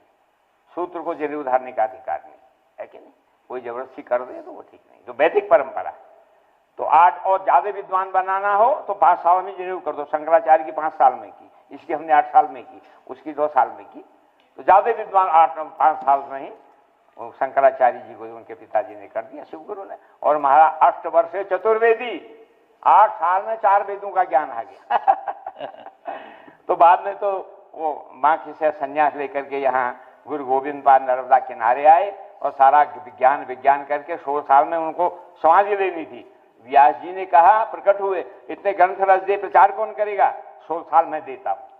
तो 16 साल व्यास जी ने दिए, तब चारों मठ बने, गोवर्धन मठ, श्रृंगेरी मठ, द्वारका मठ और यहाँ ज्योतिर्मठ स्थापित किया। और फिर 32 साल में जीवित समाधि, आज भी केदार के ऊपर जो है अभी मोदी जी ने बड़ा सुंदर बना दिया है, जीवित समाधि में बैठे आज भी। और आलंदी में ज्ञानदेव जी जीवित समाधि 21 साल में चलेगी। तो योग की बड़ी भारी परंपरा है। हमारे लोग हमारी चीज को नहीं जानते। मुसलमान उर्दू जानता है तो कुरान पढ़ लेता है, समझ लेता है। अंग्रेज जो है ओल्ड टेस्टामेंट, न्यू टेस्टामेंट अंग्रेज जानता, पढ़ लेता है। हमारे बच्चे कुछ नहीं जानते। इनको ए फॉर एप्पल तो जान लेते हैं, आई कुछ मालूम नहीं, लेकिन इन्हें रावण ने, कालिदास ने, भास, वो कुछ नहीं जानते। तो अब बदल रहा है हमारा, हम बदल रहे हैं। कोई बात नहीं, हमने अपने गुरु से प्रार्थना की थी, हाँ कोई ब्राह्मण तप कर दे तो ऐसा हो सकता है। चलिए, गुरुदेव भगवान की अपने को जानो, अपने ग्रंथों को जानो, सब कुछ यहां भरा हुआ है नारायण। तो इसलिए परम बाजगंधा माते, ठीक है, 10वें महीने में उसका नाम उतथ्य रख दिया। अब वो धीरे धीरे बड़ा हो गया, 5 साल में जनेऊ दे दी, अब उसके मुंह से वाणी नहीं है। अब पिता नाराज हो गए। माँ तो दया करते हैं, पिता को तो जो है सुर नर मुनि सब कह रीति, सुर नर मुनि स्वार्थ लागी करहि सब प्रीति, स्वार्थ करहि प्रीति। श्री राम जय राम, जय जय राम, श्री राम जय राम, जय जय राम। बोलो जय जय विघ्न हरण हनुमान, बोलो जय जय। बोले जगदम्बे मैया की। अब पिता बड़ा प्रयास कर रहा है, लेकिन उसके बाद न वाणी है न ज्ञान है।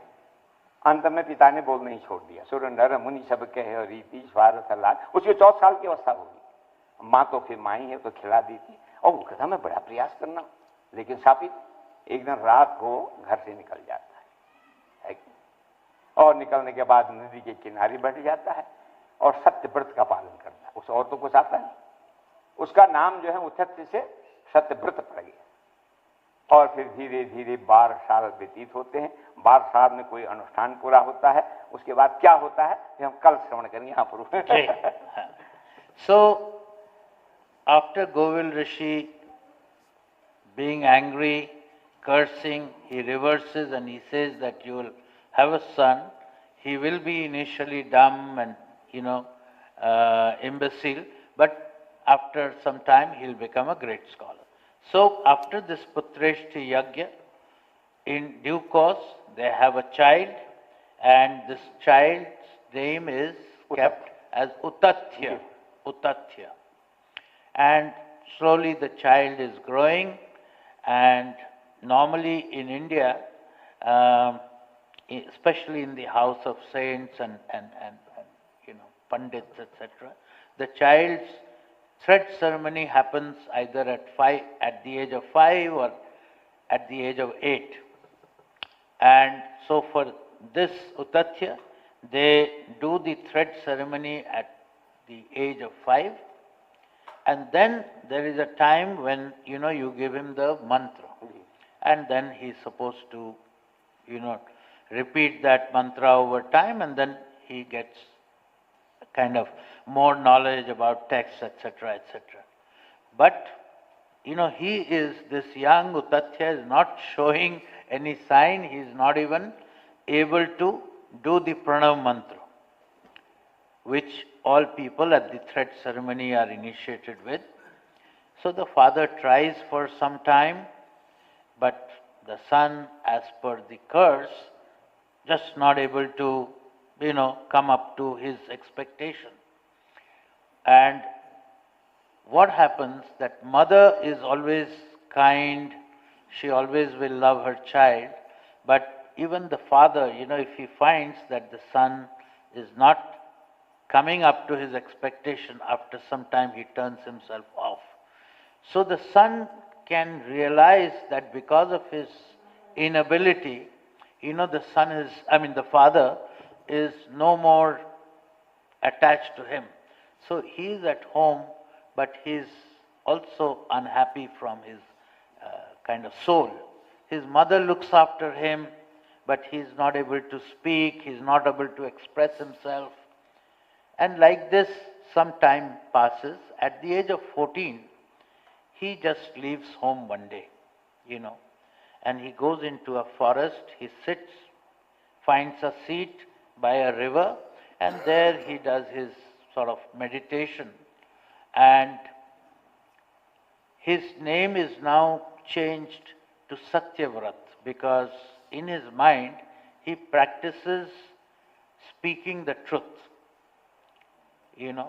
So he meditates there, and what happens to him over a period of time, and rest of the story we shall listen to tomorrow.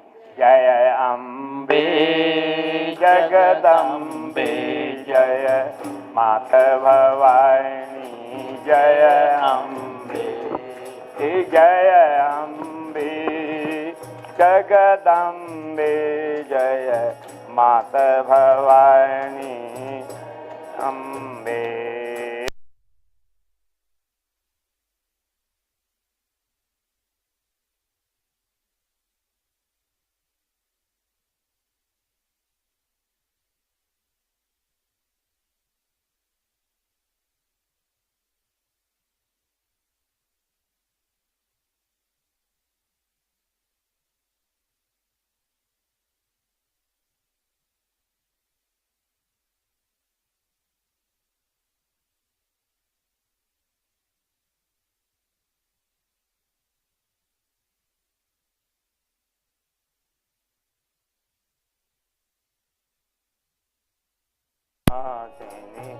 Durga जय जय जय अम्बे।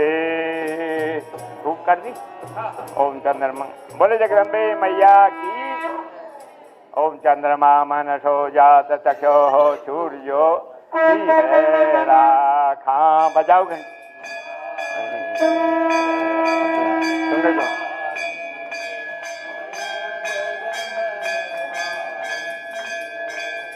दयामयी देवे दया।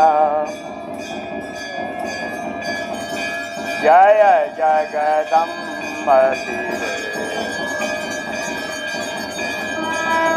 शिवे अखिल।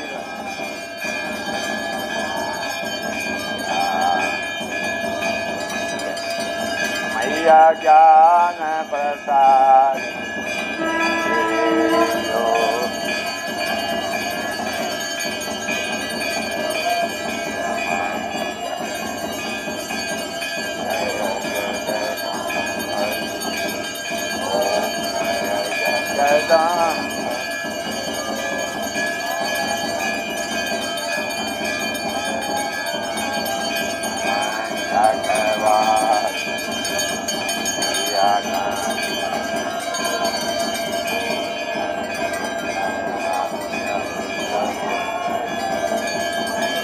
ये निकाल दो।